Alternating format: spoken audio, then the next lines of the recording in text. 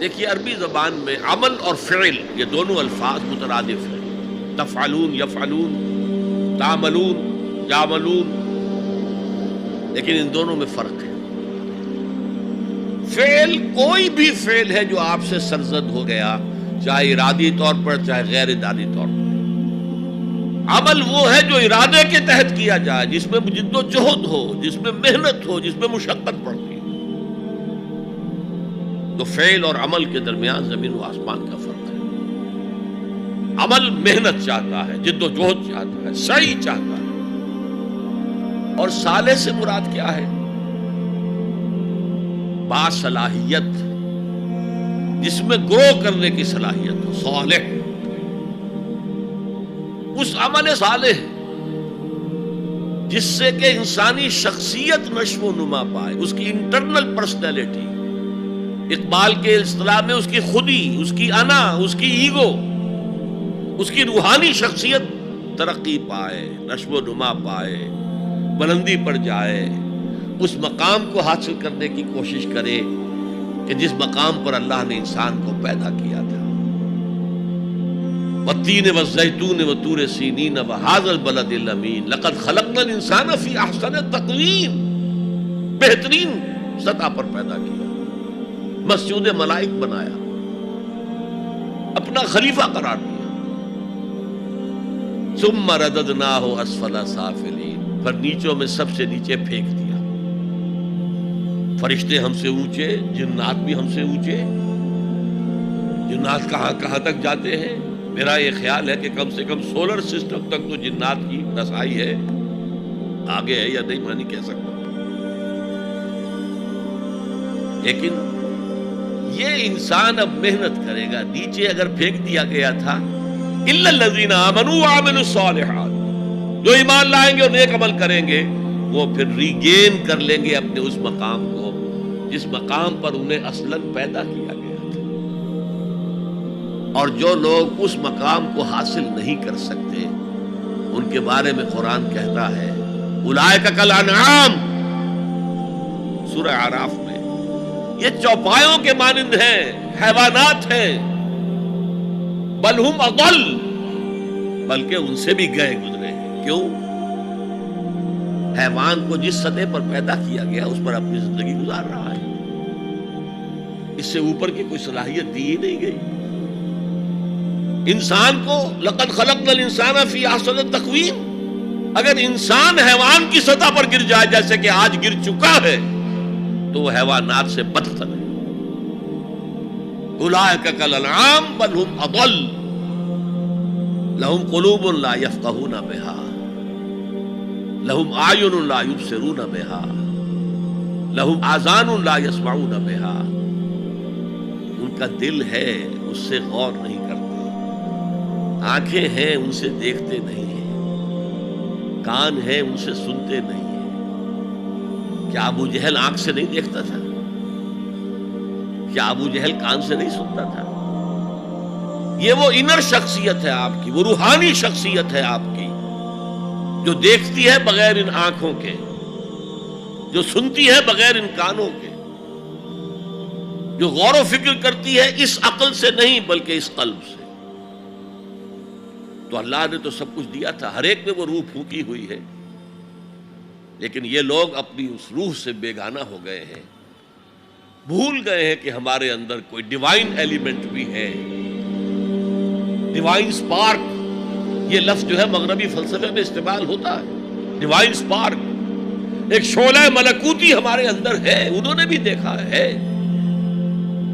لیکن آج کا انسان خاص طور پر ڈارون کے نظریے کے پھیلاؤ کی وجہ سے، یہ نظریہ بایولوجی کے میدان کا نظریہ تھا اور بایولوجی کے میدان میں اسے تقریباً ریجیکٹ کیا جا چکا ہے،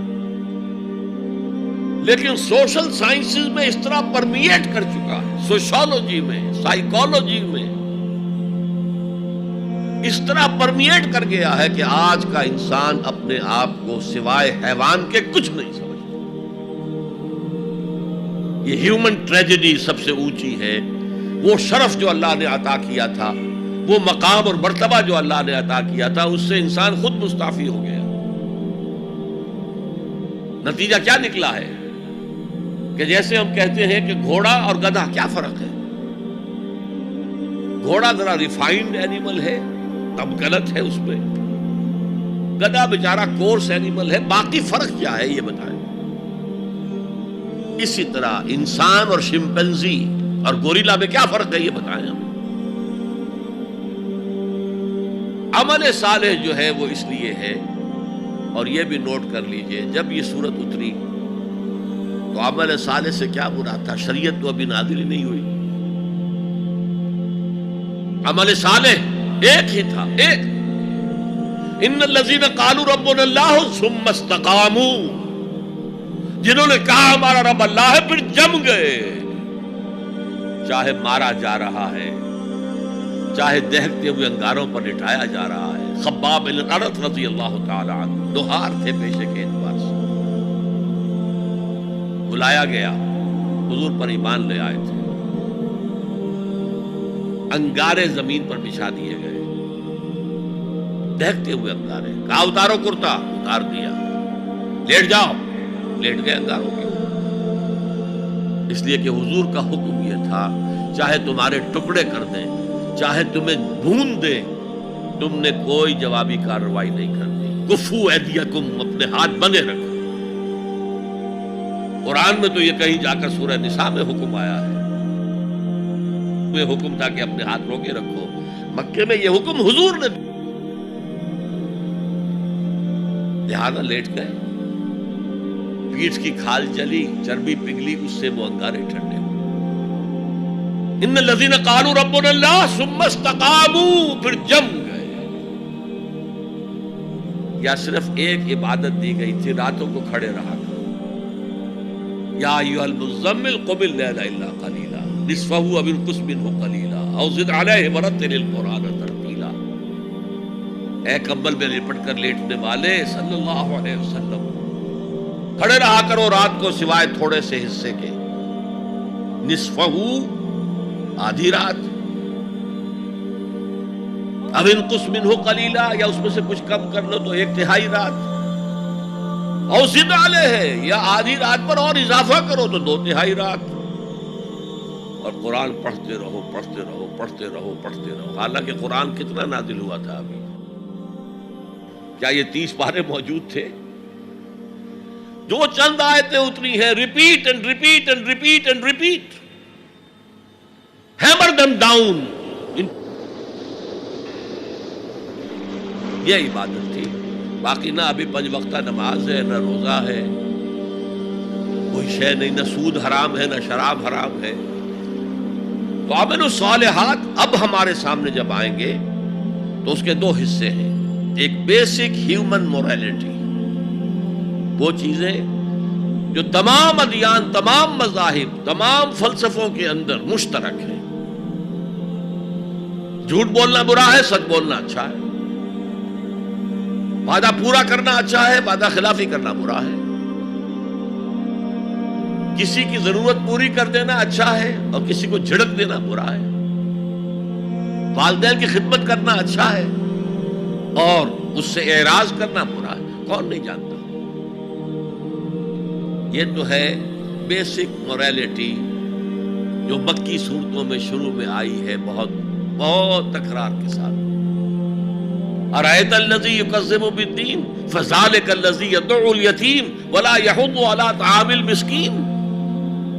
کیا تم نے دیکھا اس شخص کو جو جزا و سزا کا منکر ہے، آخرت کا منکر ہے؟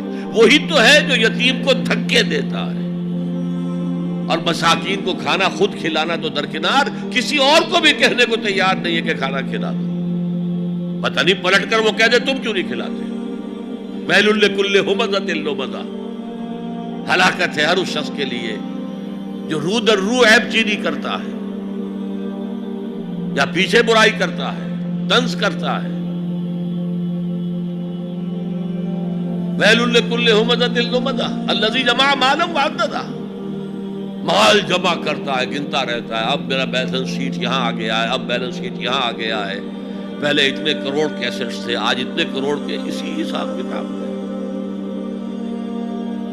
بیسک ہیومن موریلٹی اور شریعت آئیں گے، اب وہ شریعت پوری ہو چکی محمد رسول اللہ صلی اللہ علیہ وسلم پر، اب ہمیں اس پر عمل کرنا ہے، اور یہ کوئی بوجھ نہیں ہے، یہ ہماری شخصیت کی نشو و نما کے لیے ہے۔ میں ایک مثال دیا کرتا ہوں، آپ کسی پہاڑی اسٹیشن کی طرف جا رہے ہوں، برما کا صدر مقام کوئی ہوتے ہیں پہاڑی، شملہ ہوتا تھا کبھی، تو آپ دیکھیں گے سڑک پر جا بجا نشانات لگے ہوئے، یہاں سپیڈ کم کر لو ورنہ ٹرن ایسا آ رہا ہے کہ ہو سکتا ہے کہ سپیڈ کم نہ ہو تو تمہاری گاڑی جو ہے وہ سیدھی کھائی میں جائے۔ تو یہ جو کوشنز ہیں یہ اس کی بھلائی کے لیے ہے۔ آدمی کہے خامخواہ ہمارے اوپر پابندی لگا رکھی ہے، نہیں، تمہاری بھلائی کے لیے، شریعت تمہاری بھلائی کے لیے ہے، تمہاری شخصیت کے صحیح نشو و نما کے لیے ہے، تاکہ تم اس مقام پر پہنچ جاؤ جس مقام پر کہ اللہ تعالیٰ نے تمہیں پیدا کیا تھا۔ والتین والزیتون وطور سینین وہذا البلد الامین لقد خلقنا الانسان فی احسن تقویم۔